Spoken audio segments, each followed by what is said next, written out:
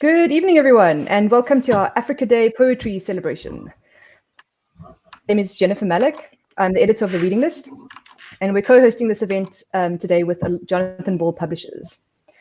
With me this evening are Sihle Ntuli and Wamuwi Mbao. I'm going to briefly give you biographies of these two esteemed contributors and poets and curators. Sihle Ntuli is a poet and classicist from Durban. He has a Master of Arts degree in Classical Civilizations and has lectured at the University of the Free State.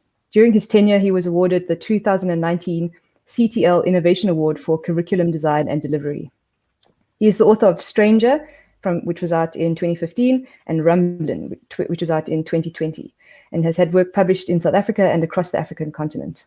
His poetry was shortlisted for the Dalro Poetry Prize in 2017. Wamuwi Mbao lectures in English Studies at Stellenbosch University. He writes short fiction, and his research interests are in South African post-apartheid literature, architecture, and popular culture. He is a South African Literary Award-winning literary critic with the Johannesburg Review of Books, and his short story, The Bath, is included in 20 in 20, a collection of the 20 most significant short stories post-1994. The Years of Fire and Ash, which is over here, this beautiful cover. South African Poems of Decolonisation is the book we're celebrating this evening. It's edited by Wamuwi and features poetry by Sihle, and it's out now from Jonathan Ball Publishers. So if you haven't got yourself a copy yet, I really recommend that you put your mask on and go and get one first thing tomorrow morning. This anthology is an attempt to answer the question, what does decolonisation look like in the world of South African poetry? Years of Fire and Ash collect work from established and contemporary voices and allows us to perceive how different South African poets have placed their work in the world and how that work might relate to the struggle for radical social transformation. The book includes work from H.I.E. Dlomo, Oswald Mchali, Mongani Sorote, Sipho Sepamla, and Eskiya Mphelele, as well as Vangile Gansho, Adrian van Wyk, and Lebogang Masango. Feel free to leave questions or comments wherever you're watching this video on Facebook or on YouTube, and enjoy the conversation. Without further ado, let me hand over to Wamuwi and Sihle to continue the chat. Cool. Thank you, Jen, for that lovely introduction. Good evening, everyone. My name is Wamuwi Mbao, and I am the editor of this lovely collection of poetry, Years of Fire and Ash, South African Poems of Decolonisation. As Jen very succinctly pointed out, this is a collection that seeks to ask the questions around what decolonisation means. And of course, that's a very interesting question to ask ourselves, especially today, in the context of Africa Day and in the context of our ongoing debate around what decolonisation means, whether decolonisation is an ongoing process or will see achievement anytime soon, and so on and so forth. So with this collection of poetry, what we were seeking to do in putting it together was to take a long historical look at decolonisation and how it has expressed itself in terms of art and especially in terms of poetry. We looked at various examples of South African poetry throughout the 20th century, and we found that there was a common thread that linked them together, and that was that a lot of them were concerned with these very deep and existential questions around freedom and belonging and the difficult process of forging identities outside of colonialism and outside of apartheid. And so that was the kind of sort of founding energy when it came to putting this collection together. But we also wanted to demonstrate, of course, that we were not just looking at the historical in terms of the past, but also in terms of the present. And so it was very important to us to include new contemporary poetry. There is so much exciting and vibrant and vigorous poetry that is emerging from our country at the moment. And of course, it was crucial to us that we include some of that poetry, the very contemporary stuff that is still speaking to these concerns, that is still writing back to this particular kind of history that we all find ourselves faced with. One of the key contributors to this lovely collection, of course, is my guest this evening, my co-collaborator, Sihle Ntuli. Sihle's poem was included in this collection, and he is, of course, a wonderful poet and someone whose work you should all go out and support. Sihle is going to read a poem from the collection, his poem first, and then we're going to have a brief conversation about poetry. All right. Thanks, Wamuwi. Thanks for inviting me. So my poem is called Crowd Gathered, Celebrating for a Taste of Blood. Okay.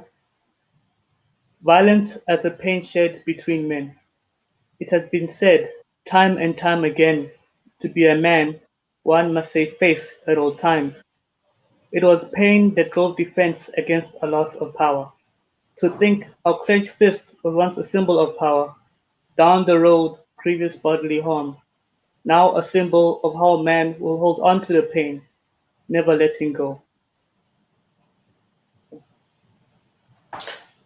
Thank you very much, Sihle. So I'm going to start by firing a very broad question to you.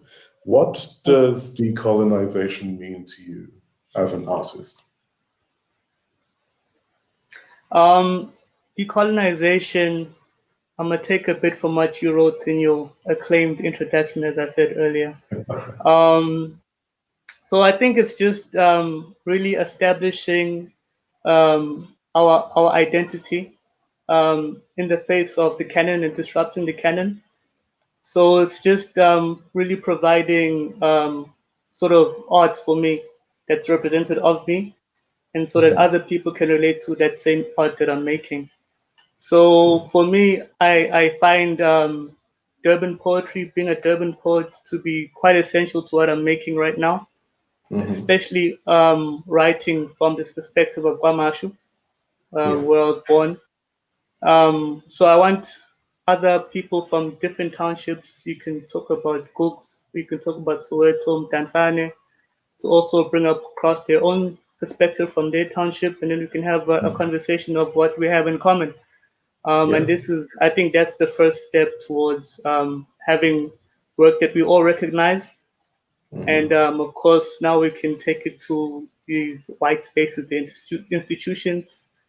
And yeah, I think it's just contributing ourselves to what's been sort of presented to us, what's been forced upon us in our textbooks, in our lecture halls, etc. So that, for me, that's what decolonization is. I agree with that completely, not just because some of that is my own, but I think you hit the nail on the head very strongly there in terms of the way poetry, as we kind of see it, is about broadening that the very definition of, you know, what kind of art gets seen, what kind of art gets looked at, you know, who gets to define what we term poetry. And I know, I mean, for many of us, you know, a lot of our engagement with South African poetry is, you know, through these particular lenses which have existed for decades now. You know, we talk about township poetry, and usually by township poetry we mean something very restrictive. You know, we always tend to, the Soweto poets tend to predominate in that. So it's very interesting and crucial to me that you mentioned being a Kwamashu poet, you know, a poet who talks about Kwamashu in their work, whose work is invested with that. Do you think that it's something that you consciously bring into some of your work when you're writing? I mean, not to pin you down as being one thing, but is it something that you actively seek out? Yes and no. I usually write towards a body of work, so I'm usually always putting work together for like a chapbook or a collection. And so usually what the public gets is little bits and pieces from a larger body of work. So there will always be a reference to Kwamashu. If not, it will be a Pan-African reference. If not, it will be a Black reference. I really want to include myself, and I want to produce work that other Black people can relate to as well. But also, I want to be seen by as many people as possible with regard to even the world. I think it's a nice feeling to have when you know that your work is being read on the African continent, in Lagos, um, even in other spaces, even in America as well. I would like for Kwamashu, the township, to be spread across so they can know our story of what's happening here. So it's happened indirectly, but I really much wanted to. I wanted it to be there. I feel like it's important. Yeah. So, what does it mean to you as a poet operating in the here and now to be part of a collection where your work sits not just alongside other local poets, many of whom I think you know quite well, but also, you know, some of our older esteemed historical poets, our poet laureate like Mongani Sirote and people like that? Well, I think it's a great honor for me. Actually, it is a great honor. What I'm saying. It's a great honor for me because it's just a continuation of what they started, and I'm in the process of writing work that speaks to those that laid the foundation, the Black consciousness poets, and I feel like it's always a privilege, a pleasure to give my respect to my just due, to pay homage to the people who sort of grounded the road. So for me to be part of this anthology as a student of poetry and what they've taught us is a great honor. Um, and yeah, so I jumped at the opportunity when you came to say, do you have a poem for us? And yeah, luckily I there was a really poem that I appreciate could that. offer. Yeah, and I feel like the poem that I contributed really speaks to the topic of decolonization of poetry, and of course, just speaking about masculinity, and our place as men, and just the whole idea of gender equality, of which I feel like in the evolution of this message of decolonization should be included. Yeah, Though the marginalized other, so queer voices, female voices, and even disabled poets should be allowed in this whole sort of decolonization drive that we're going for, because those voices have been previously marginalized and silenced. So yeah. I'm also glad that you in the book. So it's really is a great honor to be part of this project. Yeah, I think one of the things that I was very concerned about in my role as curator was to try and open up, you know, the kind of terrain in terms of who is getting their work published in this kind of collection. I mean, it's not necessarily about saying like, oh, we need to give people recognition, because of course you guys, the poets, are out there in the world. You're putting your work out there in all sorts of different fora and all sorts of different environments, and you have that recognition. But coming together to say, okay, we want to curate a collection that brings these modern voices together. It also meant bringing together the voices of people who have traditionally been marginalized and who've been left out of that picture. So it was crucial that we got in, you know, women and the disabled and people who tend to fall outside of that kind of traditional picture. You can't have decolonization without, you know, fully opening it up and showing it in that way. I believe you've got another poem to read for us, Sihle. Yes, I'm reading a poem by a good friend, Sibongile Fisher, called The Ocean Seeks Revenge. Okay. What licks at death like the common tongue brushing against headlines? A woman in South Africa or her son in the US of A? What bites at their fate like bad teeth born on the wrong side of the tracks? A black man, a white man, or the unprefixed reality that men are landmines buried beneath the lust of power? And the rest of us here to walk this earth trying to avoid them, but we can't unmother them, unlove them, unfriend them. So we make humans of monsters, make lovers of fraudsters, make friends of swindlers, until death gropes us with their hands. Then we are enraged, pull the ocean over our eyes and seek revenge. But here the ocean is not heard, not seen for anything else outside its beauty. A home for the living, a home for the spirits, the Genesis that broke the land and gave it life. When will it end? The breathing in the coffins, the loving in the mortuaries, the caring in the horror films. The ocean seeks revenge. Thank you. You read these things so beautifully. I'm so glad to have you here. Mhm. That brings me on to one of the interesting things I found is putting this collection together, because it was very much a kind of collaborative effort. As you know, you were involved here, and I think that what was interesting for me is that approaching poets, many of whom might consider themselves what we used to call stage poets — I don't know if that's necessarily a term that we use so much anymore. Performance poets, and asking them to take their performances and put them down on the page. That was an interesting kind of creative process to enlist and to go into. Where do you see yourself as a sort of creative artist and as a poet? Do you lean more towards, sort of writing your work down and putting it in print, or are you a performance poet, or both? Yeah, I've always been asked this question. I always try and dodge it, but yeah, you're privy to the answer tonight. So yeah, um, I'm more of a page poet. Just because I'm more comfortable in that space of writing it down and reading it out. Um, I found that the stage poets are more sort of braver, um, sort of not loud in a bad way, but they have this vigor and energy to them, and it does really take a lot to move a crowd with your words and like recite it from off memory.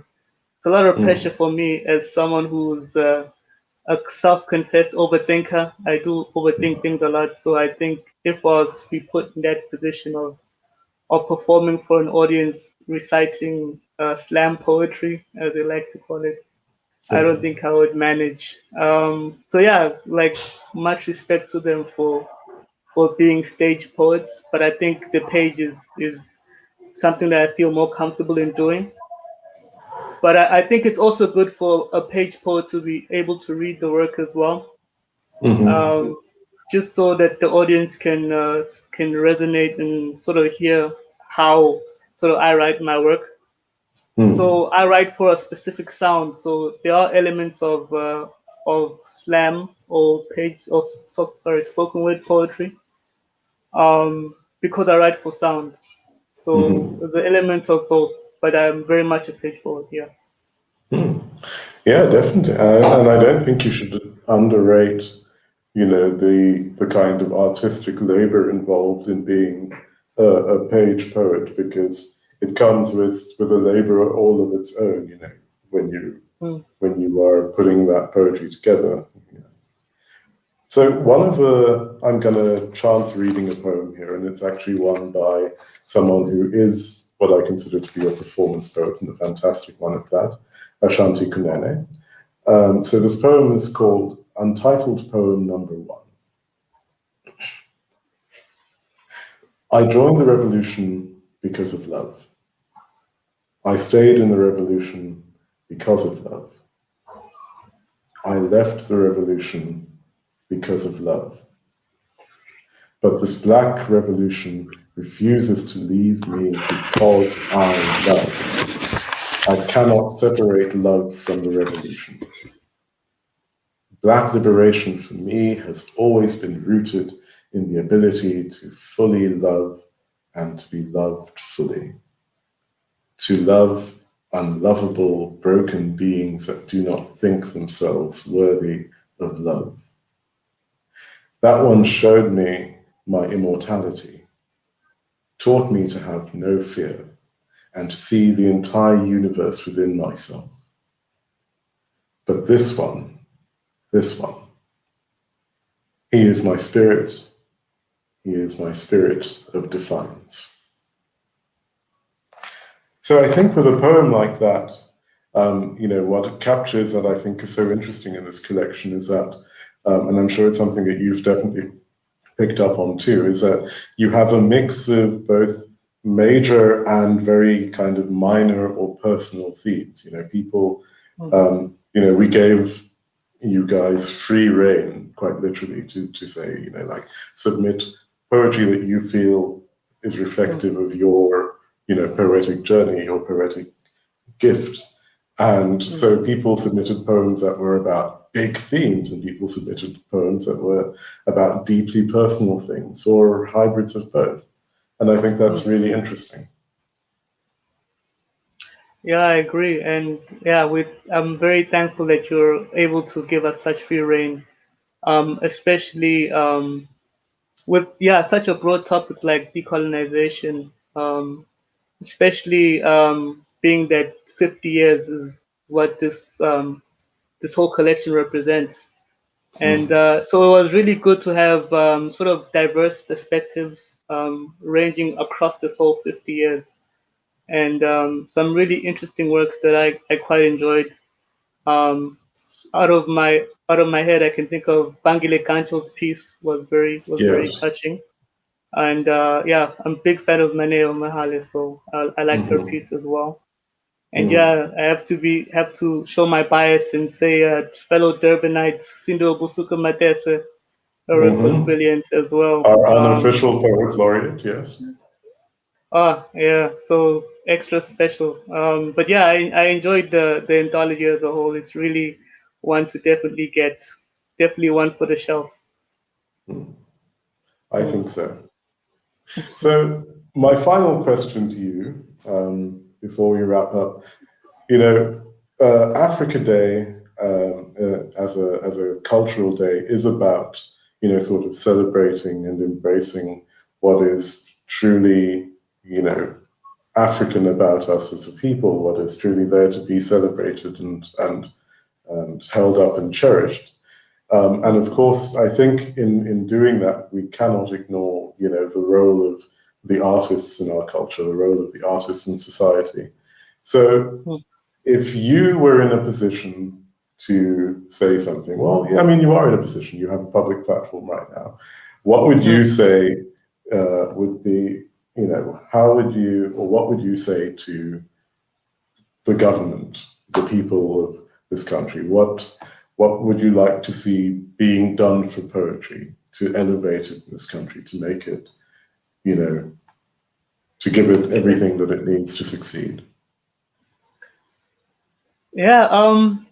Recently I've had a chance to think about that question in quite a lot of detail. So you'd forgive me if I go on a bit of a tangent here.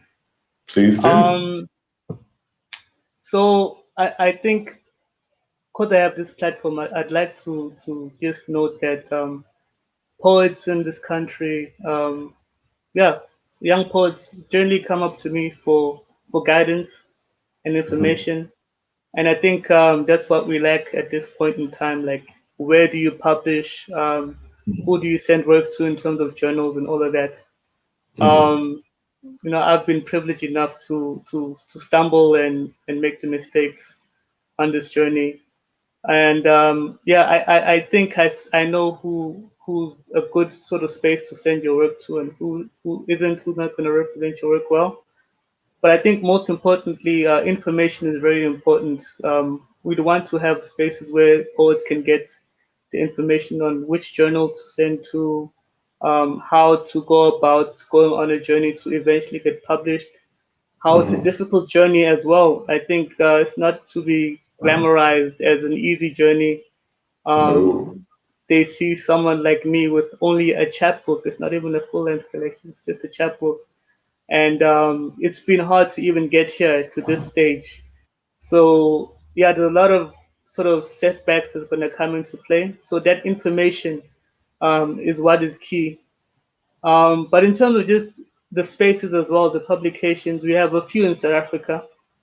I think I can name 5 off the top of my head. So I'd say maybe it's time to start developing more journals, especially online journals. Yeah. A lot of the journals we have now are print journals. New Contrast being one of them. I can name one other, but then after that, it gets a bit fuzzy. So I'd say more online journals, and yeah, it doesn't stop anybody from starting their own online journal, just to have more platforms for us to send our work to, and of course, build a creative portfolio for yourself so that we can recognize you as the readers. And of course, as publishers as well, you can have a look at what's going on. So it's just that information again that I'm speaking to. More information needs to be sort of given to those who aspire to be poets. And of course, with regards to the prizes as well, I see poetry gets excluded quite unfortunately from like the major prizes in this country. I remember being quite disheartened with the Durban scene as well. There was a one city, one book initiative, and poetry was excluded from that sort of initiative. And I was disappointed in that. A couple of major prizes exclude poetry blatantly. So yeah, I'd say maybe we need to look at that. But in terms of the government as well, the whole situation with the funding, the bailout, the COVID bailout going missing, I think that's very disappointing. Very. A lot of people livelihoods dependent on that sort of bailout, and to just be have that money just gone taken is a big slap in the face, really. Yeah, Um, it's shameful. so I think in terms of that whole situation, yeah, it's just poor. But yeah, it shows us that there's a lot of things we need to work this in spite of, and really, you know, really try and like gather ourselves, develop ourselves, and even develop these spaces ourselves. So yeah, this is just a lot more can be said, but yeah, there's not enough time to just to speak on what really is an issue here. But yeah, these are just a few points. No, thank you for that. Thank you very much for that. I would say from my side that if I take anything away from this experience, then it definitely is that I think that, while we, pressure the kind of traditional institutions to recognize poetry more and to do more for artists in general, I mean, our Department of Arts and Culture definitely needs to be taken to task for that. We can put pressure on various places to do more. But I think that if I take anything away from this, it is that, working collaboratively is definitely, one way of getting your work out into the world. The most satisfying thing about putting this collection together was the actual labor of working with poets and that kind of back and forth conversation with many people, some of whom I'd met in person, some of whom, we only were corresponding over email and, they were on the other side of the world or anything like that. But that kind of thing showed me so much about how you can actually put something together when you work with other people. And I think as we go forward into the future, that kind of collaborative, mission is definitely going to be the way to do things. Totally agree. Yeah. Okay, so I guess all that remains is to say thank you very much for joining in, Sihle, and for your beautiful readings. We really appreciate your work, and I think your poem is one of the standouts in this lovely collection. So thank you. Thank you so much for that. Thank you. Thank you for having me. Thank you so much, Sihle and Wamuwi, for that insightful and deep dive into South African poetry. I'm really glad we were able to celebrate Poetry for Africa Day. It seems most apt. That spirit of collaboration in the arts is something central to the continent's identity, I think, in a way. Yes, let me hold up the book again. Yeah. Years of Fire and Ash is out now from Jonathan Bull Publishers. You can't really miss it. It's bright and beautiful. So if you haven't got yourself a copy, run out and get yourself a copy as soon as possible, or buy one online if you're being It will look so good on cautious. your bookshelf. It will. And on your social media. Because, we're all staying home right now, so. So put some color in your lives. It's out in all good bookstores and most bad ones, probably. Thank you to Jonathan Ball for helping us put this together for Africa Day. And yeah, have a great evening. Bye all. Bye, everyone.